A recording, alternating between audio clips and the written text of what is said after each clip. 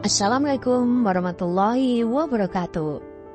Dalam cerita kali ini, kita akan membahas pertemuan antara Dajjal dan Nabi Khidir alaihissalam di akhir zaman. Dajjal adalah seorang manusia yang akan hidup sampai akhir zaman, begitu juga dengan Nabi Khidir alaihissalam. Banyak ulama berpendapat bahwa Nabi Khidir alaihissalam masih hidup sampai hari ini, dengan usianya yang diperkirakan lebih dari 6.000 tahun. Dalam pertemuan mereka di hari kiamat, Dajjal memenggal kepala Nabi Khidir. Dan dalam sejarah kehidupan manusia, hanya Dajjal yang memiliki kemampuan untuk menipu dan menciptakan fitnah terbesar. Rasulullah pernah bersabda bahwa tidak ada makhluk sejak Adam diciptakan hingga kiamat yang fitnahnya lebih besar dari Dajjal. Ketika Dajjal muncul, artinya bumi sudah berada di ambang kiamat besar. Saat ini, Dajjal sedang dipenjara di sebuah pulau dan menunggu untuk keluar. Dia menunggu terjadinya musim kemarau parah selama 3 tahun. Musim kemarau tersebut bukanlah seperti yang kita alami saat ini, melainkan masa yang sangat sulit. Tanaman gagal panen dan hewan ternak banyak yang mati, karena tidak ada air sama sekali, suhu pun menjadi sangat panas. Pada tahun pertama musim kemarau, Allah memerintahkan langit untuk menahan sepertiga hujan, dan bumi untuk menahan sepertiga tanaman agar tidak berbuah. Pada tahun kedua, situasinya menjadi lebih parah dengan 2/3 air hujan dan tanaman ditahan. Pada tahun ketiga, tidak ada satupun tetes hujan yang turun dan tidak ada tanaman yang berbuah. Populasi hewan ternak akan menipis, bahkan mungkin habis, dan manusia akan merasakan kelaparan dan juga kesusahan. Ketika rantai yang mengikat Dajjal terlepas, dia akan keluar dari penjara dan muncul di Isfahan atau Iran. Dajjal akan mengaku sebagai orang yang soleh dan memiliki banyak pengikut, termasuk orang-orang Islam. Namun, ketika Dajjal melakukan perjalanan dan mengaku sebagai nabi, banyak orang Islam yang meninggalkannya. Dalam perjalanannya, Dajjal akan memiliki 7 golongan pengikutnya, yaitu orang-orang Yahudi, pelaku bid'ah, setan dari bangsa jin, kaum Khawarij, budak hawa nafsu, orang-orang yang biasa melakukan maksiat, dan wanita akhir zaman. Wanita-wanita ini akan menjadi pengikut Dajjal, karena hanya dia yang sanggup menurunkan hujan saat terjadi kekeringan atau kemarau. Rasulullah SAW pernah bersabda bahwa mayoritas pengikut Dajjal adalah kaum wanita. Dalam hadis riwayat Ahmad disebutkan bahwa ada seorang yang khawatir keluarganya ikut Dajjal, sehingga dia mengikat mereka agar tidak pergi menuju Dajjal. Dalam masa ini, Dajjal akan mengaku sebagai nabi, bahkan Tuhan, mempengaruhi banyak orang termasuk wanita akhir zaman yang akhirnya menjadi pengikutnya. Puncak dari fitnah Dajjal ini akan memunculkan Nabi Khidir alaihissalam yang akan bersaksi dan juga meyakinkan umat manusia bahwa Dajjal adalah penipu. Namun, Dajjal akan memenggal kepala Nabi Khidir yang kemudian akan hidup kembali atas izin Allah. Tindakan ini akan membingkai perdebatan dan juga ujian bagi umat manusia, di mana sebagian akan tetap beriman dan sebagian lainnya akan percaya pada kekuatan Dajjal. Dalam sebuah riwayat dikisahkan pertemuan antara Nabi Khidir alaihissalam dan Dajjal, dan kisah ini diriwayatkan dari Abu Sa'id Al-Khudri radhiyallahu an di dalam kitab kumpulan hadis Sahih Muslim. Abu Sa'id Al-Khudri berkata bahwa suatu kali Nabi Muhammad SAW menceritakan kepada para sahabat tentang suatu kisah yang sangat panjang tentang Dajjal. Nabi Muhammad bercerita, Dajjal datang tapi terlarang memasuki Madinah. Karena tidak bisa masuk Madinah, Dajjal berhenti di sebuah kebun di pinggir kota. Dan pada hari itu, datanglah seorang laki-laki, kemudian berkata, "Aku memastikan bahwa engkau adalah Dajjal, dan diceritakan Rasulullah kepada kami." Dajjal kemudian berkata kepada pengikutnya, "Apa pendapat kalian tentang orang ini? Seandainya aku bunuh orang ini, aku bisa menghidupkannya kembali. Apakah kalian meragukan itu?" Pengikutnya menjawab, "Tentu tidak." Lelaki itu pun dibunuh, lalu dihidupkan kembali. Dan setelah hidup kembali, lelaki itu berkata kepada Dajjal, "Demi Allah, sekarang aku semakin yakin bahwa engkau sungguhnya adalah Dajjal." Dajjal kemudian hendak membunuhnya kembali, tetapi tidak mampu melakukannya lagi. Abu Isa berkata, lelaki itu adalah Nabi Khidir alaihissalam. Hadis riwayat Muslim.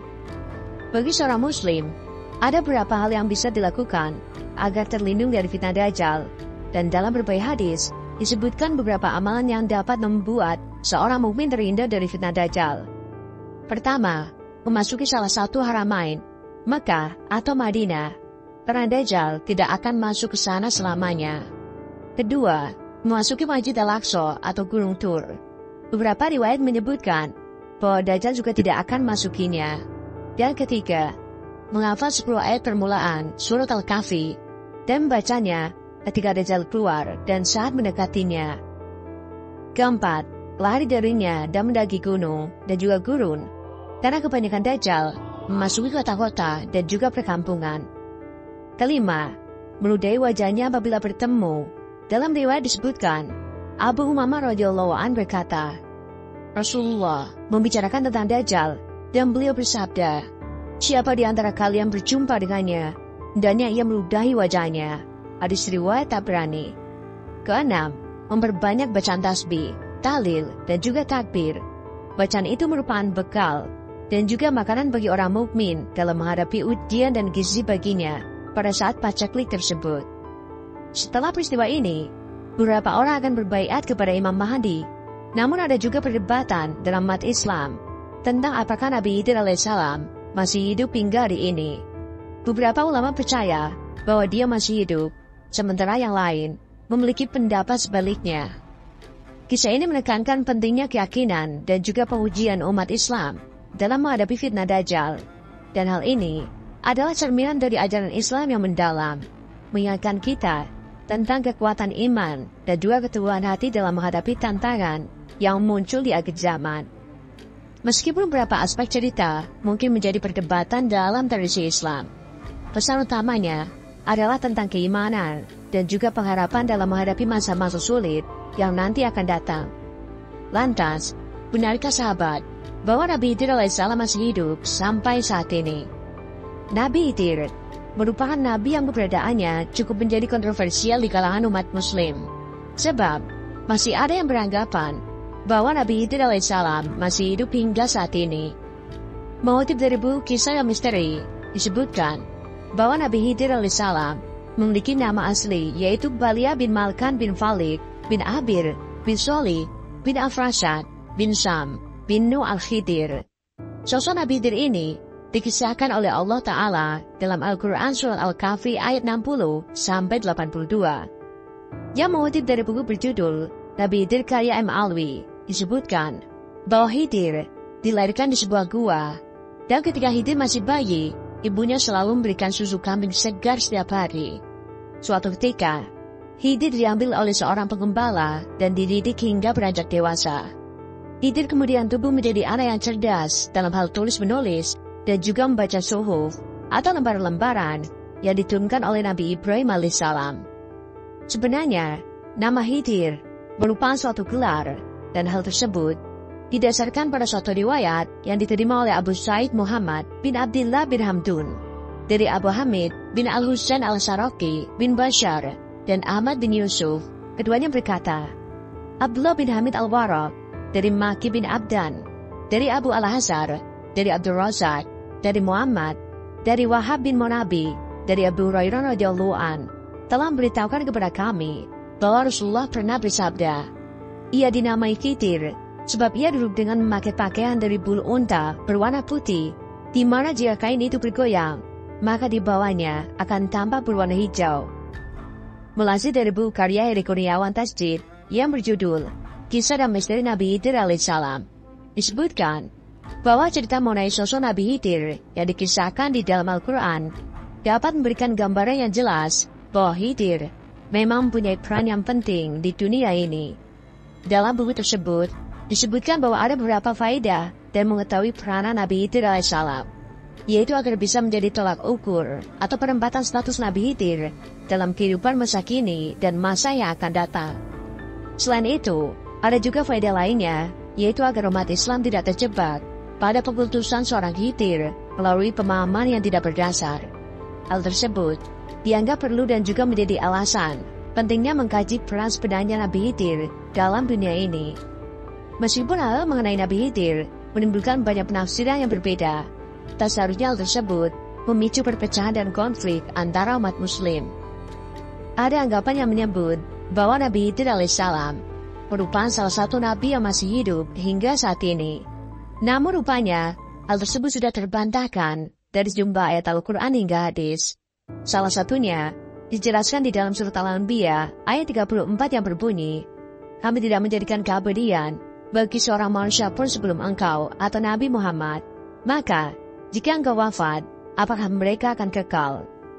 Menurut Syekh Hamid Ahmad At-Thohir Al-Basuni dalam buku Kisah-Kisah dalam Al-Quran, ayat tersebut merupakan bentuk penegasan bahwa tidak ada manusia yang hidup kekal sebelum Nabi Muhammad SAW. Selain itu, bantahan tersebut juga dikuatkan dalam surat lainnya, yakni surat Ali Imran ayat 81 yang berbunyi, "Ingatlah, ketika Allah mengambil perjanjian dari para nabi, manakala aku memberikan kitab dan hikmah kepadamu, lalu datang kepada kamu seorang rasul yang membenarkan apa yang ada pada kamu, niscaya kamu akan sungguh-sungguh beriman kepadanya dan menolongnya." Allah Ta'ala berfirman, "Apakah kamu mengakui dan juga menerima perjanjian denganku atas yang demikian itu?" Mereka menjawab, "Kami mengakui." Allah Ta'ala berfirman, "Kalau begitu, bersaksilah kamu para nabi, dan aku menjadi saksi pula bersama kamu." Setelah membahas tentang Nabi Hidr alaihissalam, kita kembali membahas tentang Dajjal. Lantas, di manakah Dajjal dikurung? Diriwayatkan, sebagai salah satu tanda datangnya hari kiamat, entah dari mana asal muasalnya, banyak yang meyakini bahwa tempat persembunyian Dajjal berada di sekitar Yaman, tepatnya di Pulau Socotra. Bukan tanpa sebab, Socotra ini memang dikenal memiliki kisah aneh seperti pohon-pohon yang menghasilkan cairan seperti darah, sampai keberadaan hutan kemenyan. Namun faktanya, tempat ini menyimpan keindahan dan ada berbagai jenis flora dan fauna yang unik. Selain itu, tempat tersebut juga memiliki sejarah peperangan. Terbukti dengan ditemukannya benteng Jebel Hawari. Benteng ini konon mengungkap kisah pergolakan yang berlangsung selama lebih dari 1000 tahun lamanya. Lewat penelitian yang dilakukan oleh arkeolog Julia Jansen van Rensburg, terungkap bahwa kemungkinan benteng tersebut berasal dari abad ke-8 Masehi, yang menjadikannya sebagai salah satu benteng di era Islam terakhir yang tersisa. Melansir The National News, Socotra alias Socotra dalam bahasa Arab adalah tempat pertempuran berdarah pada tahun 1507 antara penjajah Portugis dan para pembela yang setia kepada Sam Mari dan Kison di pantai timur Yaman dekat Oman. Kronik sejarah cukup jelas, itu adalah pertaruhan berdarah dan kekerasan. Akan sangat sulit bagi Portugis untuk merebut benteng itu, kata Dr. Van Rensburg yang telah menghabiskan 20 tahun mempelajari arkeologi dan warisan Socotra. Salah satu motif penaklukan Portugis atau Socotra adalah untuk mengontrol perdagangan masuk dan keluar dari Laut Merah.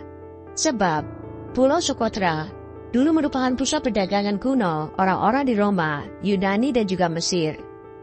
Pada masa itu, para pedagang menjual obat-obatan eksklusif seperti kemenyan dan resin merah, khusus yang dikenal sebagai darah naga, yang digunakan sebagai pewarna untuk tujuan pengobatan.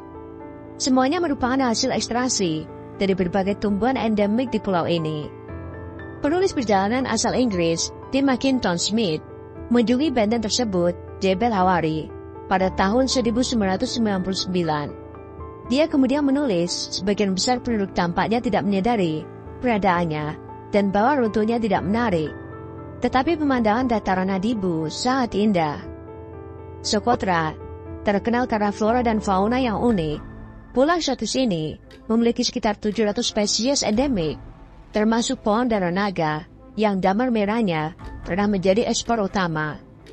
Pulau ini juga memiliki jejak jalur perdagangan yang berusia 2000 tahun silam, dengan India lewat prasasti kuno di dinding Ugaha. Dr. Van Rensburg berharap situs seperti Jabal Harawi bisa menerima pengakuan yang layak. Sementara itu, dilansir dari laman welcomesocotra.com pada tahun 2008, Konvensi Warisan Dunia atau UNESCO mendaftarkan Pulau Socotra sebagai situs warisan dunia.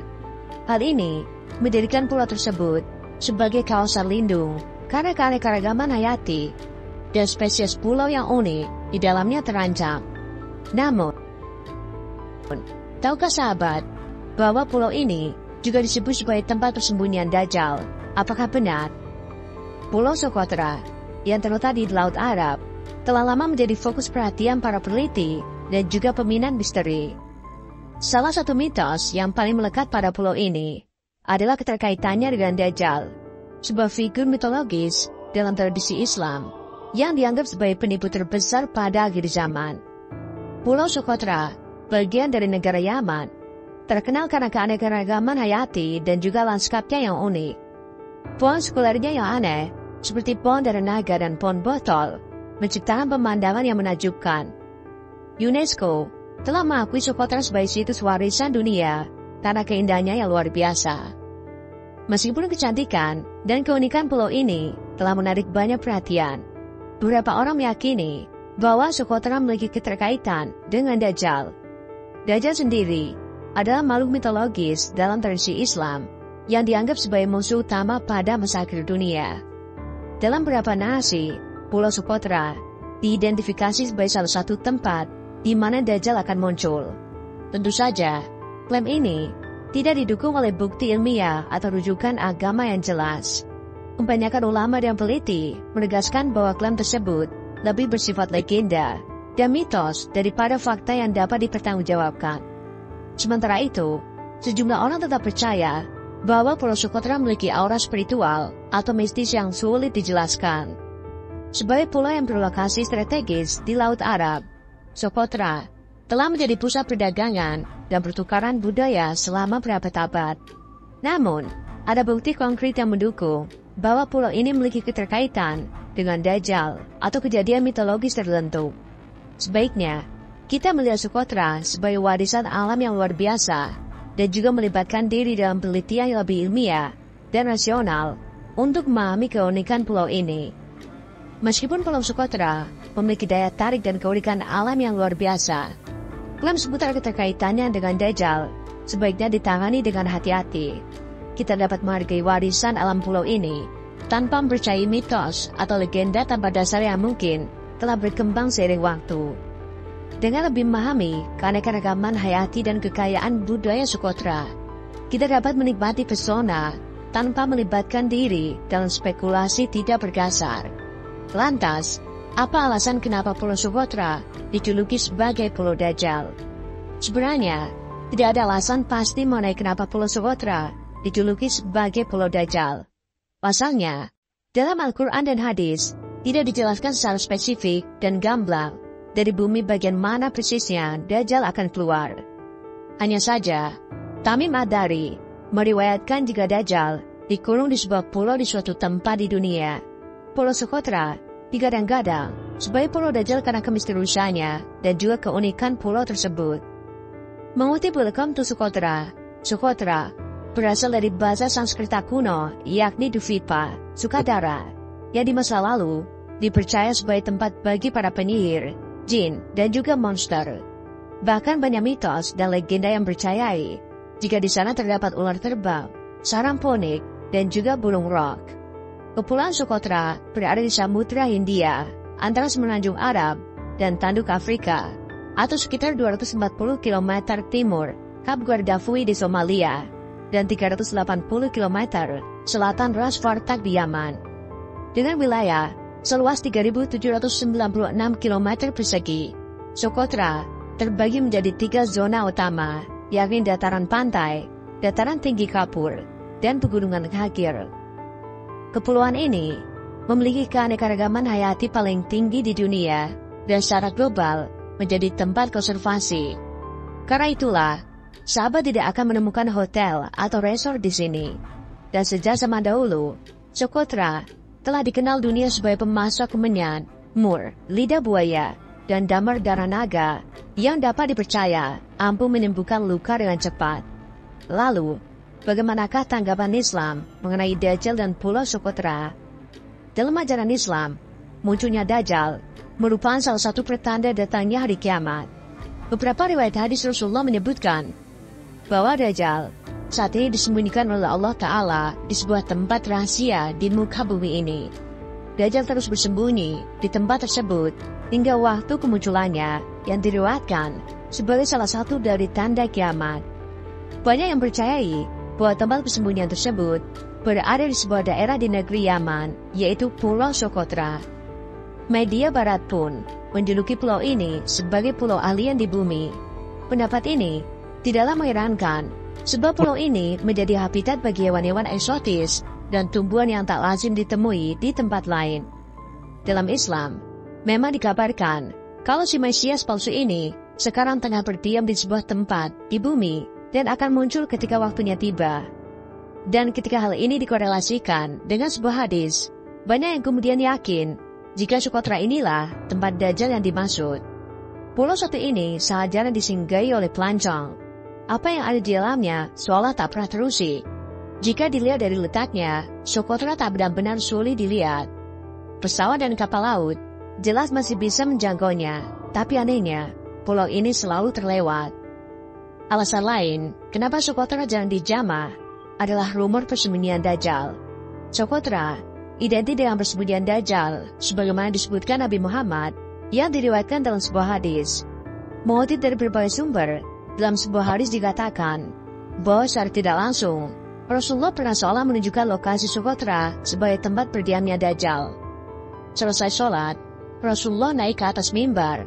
Nampak semacam bergurau, baginda sambil tertawa dan berkata, "Jangan ada yang bergerak." Kemudian berkata, "Tahukah kalian, mengapa aku memerintahkan kamu jangan ada yang pulang?" Lalu sahabat menjawab, "Allah dan Rasulnya lebih tahu." Rasulullah berkata lagi, "Demi Allah, aku menyuruh kamu berkumpul di sini bukan ingin menakut-nakuti dan bukan kabar gembira. Tetapi aku ingin menceritakan kepada kamu bahwa Tamim Ad-Dari adalah seorang Nasrani. Kemudian dia datang menjumpaiku, lalu masuk Islam. Dia bercerita kepada aku tentang suatu kisah tentang Dajjal. Kisah yang dia ceritakan itu sesuai dengan apa yang telah aku ceritakan kepada kalian sebelumnya. Katanya, dia bersama 30 orang temannya pergi ke laut dengan menaiki kapal. Angin kencang datang bertiup dan ombak besar membawa mereka ke tengah-tengah samudera yang luas. Mereka tidak dapat mengarahkan kapalnya ke pantai, sehingga harus berada di atas laut selama 1 bulan. Akhirnya mereka terdampar di sebuah pulau, menjelang terbenamnya matahari. Di pulau yang tidak berpenghuni itu, mereka bertemu dengan binatang yang sangat tebal bulunya, sehingga tidak nampak mana kelamin dan duburnya. Mereka bertanya kepada binatang itu, "Makhluk apa engkau ini?" Binatang itu menjawab, "Aku adalah Al-Jassasa." Mereka bertanya kembali, "Apa itu Al-Jassasa?" Binatang itu hanya menjawab, "Wahai kelompok pria, pergilah ke tempat itu untuk menemukan pria macam ini. Sesungguhnya, dia pun ingin bertemu dengan kamu." Mereka pun pergi ke tempat yang ditunjukkan oleh binatang itu. Di sana mereka menemukan seorang pria yang sangat besar dan juga tegap. Artinya, mereka tidak pernah melihat orang sebesar itu. Dari tangannya sampai ke tengkuknya dikuatkan dengan besi. Begitu juga dari lututnya sampai ke telapak kakinya. Lalu mereka bertanya, "Siapakah Anda?" Orang seperti raksasa itu menjawab, "Kamu telah mendengar cerita tentang aku. Sekarang aku pula ingin bertanya siapa kamu ini." Mereka menjawab, "Kami adalah orang Arab. Kami pergi ke laut naik kapal. Tiba-tiba datang ombak besar membawa kami ke tengah-tengah samudera luas, dan kami berada di lautan selama 1 bulan. Akhirnya, kami terdampar di pulau Anda ini. Awalnya, kami bertemu dengan binatang yang sangat tebal bulunya, sehingga kami tidak dapat mengenali jenis kelaminnya. Kami tanya siapa dia, katanya Al-Jassasa. Kami tanya, apa maksudnya? Dia hanya menjawab, "Wahai kelompok pria, pergilah ke tempat ini untuk menemukan pria macam ini. Sesungguhnya, dia pun ingin bertemu dengan kamu. Itulah sebabnya kami datang ke tempat ini. Sekarang kami sudah bertemu dengan Anda, dan kami tahu siapa Anda sebenarnya." Makhluk yang sangat besar itu belum menjawab pertanyaan mereka, lalu mereka terus saja mengajukan pertanyaan. "Ceritakan kepadaku keadaan kebun kurma yang di Bisan, atau nama tempat di negeri Syam itu." Mereka menjawab, "Kondisi apanya yang Tuhan maksudkan?"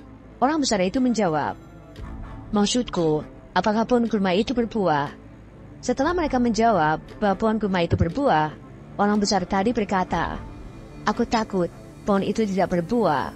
Orang besar itu bertanya lagi, "Ceritakan kepadaku tentang sungai Tabaro atau danau Tiberias." Lalu mereka menjawab, "Tentang apanya yang Tuhan maksudkan?" Lelaki itu menjawab, "Maksudku, airnya apakah masih ada? Dan mereka menjawab, airnya tidak susut. Lelaki itu berkata, air sungai itu disangsikan akan mengering. Akhirnya, pria seperti Rasulullah itu berkata, kalau begitu, ceritakan kepada aku tentang Nabi Al-Amin itu, apa yang dia buat. Mereka menjawab, dia telah berhijrah dari Mekah ke Madinah. Lalu laki itu bertanya lagi, apakah dia diperangi oleh orang-orang Arab? Mereka menjawab, iya, dia diperangi oleh orang-orang Arab. Lelaki itu bertanya lagi, kalau begitu, apa pula tindakan dia terhadap mereka? Mereka ceritakan bahwa Rasulullah telah mengembangkan dakwanya dan sudah banyak pengikutnya. Orang besar itu berkata lagi, memang begitulah, padahal mereka beruntung jika taat kepadanya. Kemudian orang itu berkata, sekarang aku terangkan kepadamu bahwa aku adalah Al-Masih Ad-Dajjal. Nanti aku akan diberi izin keluar, lalu aku pun akan menjelajahi dunia ini. Dalam waktu 40 malam sudah dapat aku jalan semua, kecuali Mekah dan Madinah yang aku tidak dapat masukinya. Negeri Mekah dan Madinah dikendalikan oleh para malaikat, maka aku tidak dapat menembusnya. Rasulullah menekankan tongkatnya di atas mimbar sambil berkata, inilah negeri yang tidak dapat dimasukinya itu, yaitu Madinah. Saudara-saudara sekalian, apa sudah aku sampaikan cerita ini kepada kalian? Mereka menjawab, iya, sudah ya Rasulullah. Rasulullah berkata lagi, sesungguhnya hadis Tamim itu lebih meyakinkan aku lagi. Ceritanya sesuai dengan apa yang telah aku sampaikan kepada kamu sebelumnya, yaitu tentang Mekah dan Madinah yang tidak dapat dimasuki Dajjal. Hanya saja, ia mengatakan di lautan Syam atau di laut Yaman, dia dari arah timur, kata Rasulullah sambil menuju ke arah timur. Dengan hadis tersebut, Rasulullah kembali menyampaikan kabar bahwa Dajjal akan muncul dari arah timur Madinah. Wallahu a'lam bishawab. Sekian video kali ini, kurang lebihnya kami mohon dimaafkan. Yang benar, datanya dari Allah Subhanahu wa Ta'ala, hilau tak keliru, datanya dari saya pribadi. Wassalamualaikum warahmatullahi wabarakatuh.